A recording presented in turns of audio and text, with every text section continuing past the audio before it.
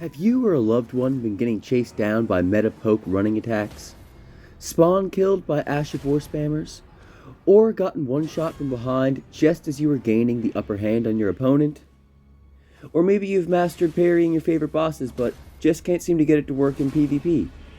Well, you might benefit from these 10 online parry tips.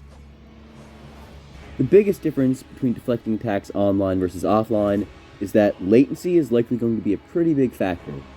Even if you have a good internet connection, you're still going to match with people who don't, and I've been told FromSoft servers aren't really the greatest anyway, so that's another factor you have to deal with.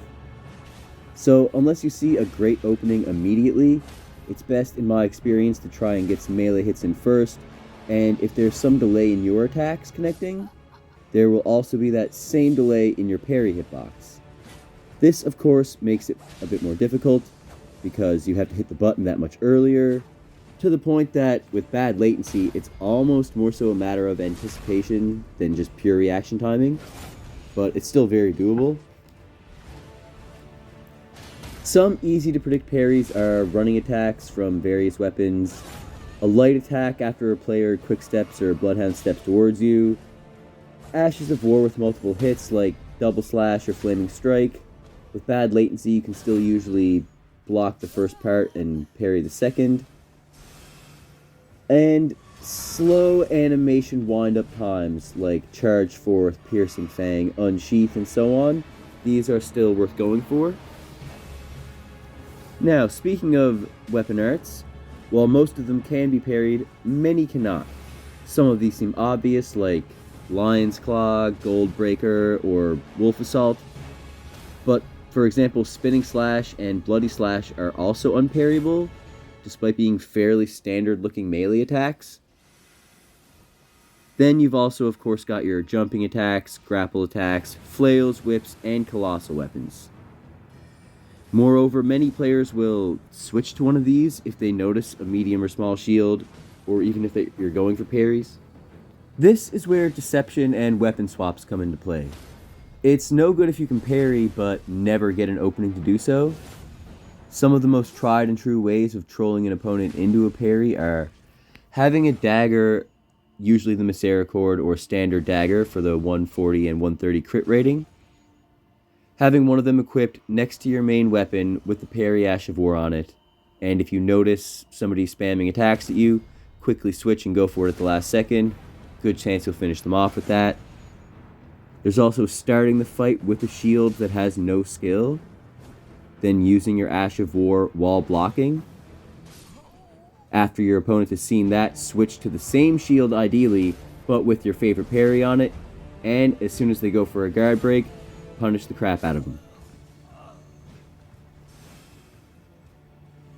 Another method that's much more difficult but very good is hard swapping to a buckler or another parry shield as you're charging in. Takes a lot of getting used to, but really throws off your opponents. There's also dual wielding with the parry Ash of War on a weapon. The game gives you a lot of options for this, but I would only really recommend either dual daggers or dual katanas with the wakizashi, because that's essentially the same as a dagger parry.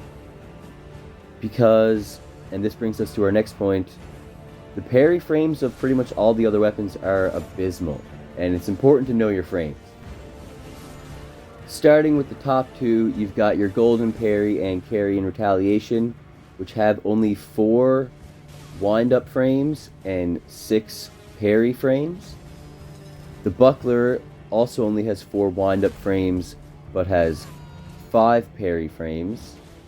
Small Shields and Stormwall have 5 wind-up and 5 parry frames.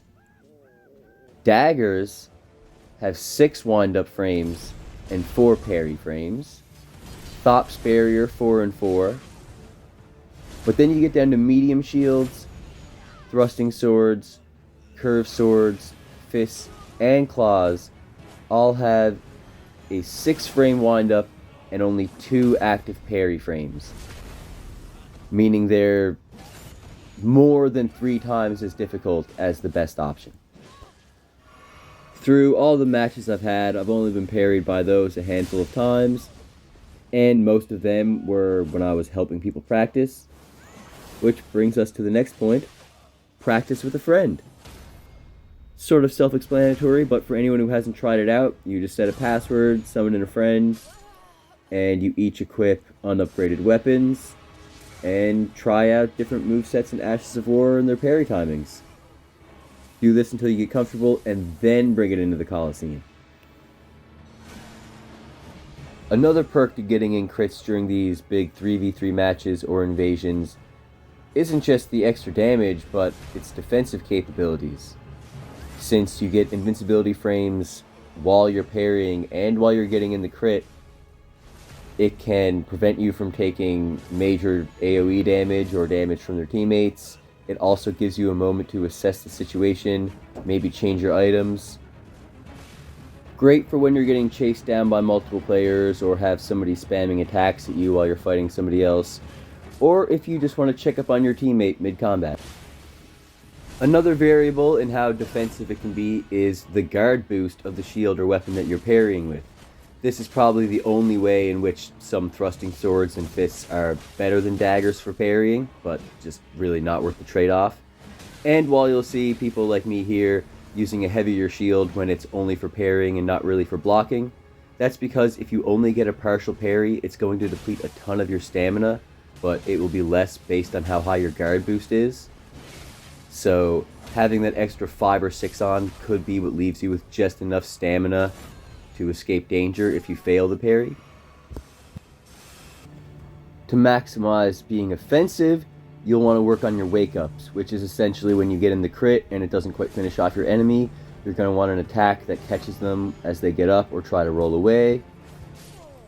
The best option for this is probably some type of incantation with a large area of effect, but anything is good if you learn how to time it properly.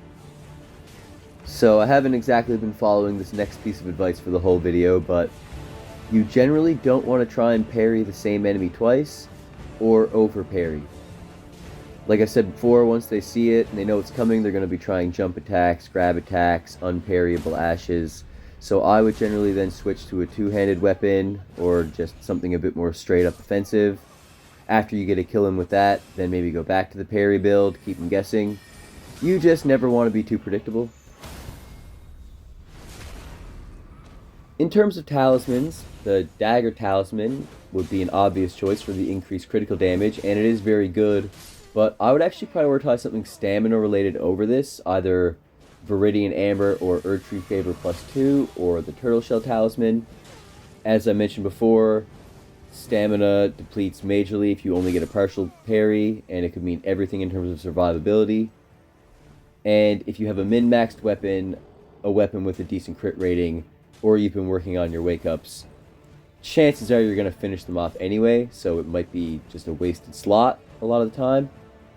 You've also got your Assassin's Crimson and Cerulean daggers, but they don't really restore nearly enough to be worth it, especially when you consider that you're going to be getting new flasks in the Coliseum if you just get the kill in. So they're really more of a PvE thing in my opinion.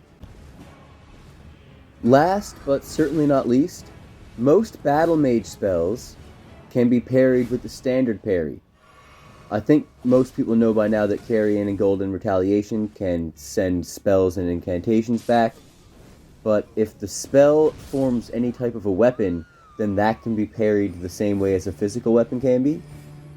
And if you are using Carrion Retaliation for this, the blue aura that pops up won't deflect that attack. You'll need to connect with the shield hitbox.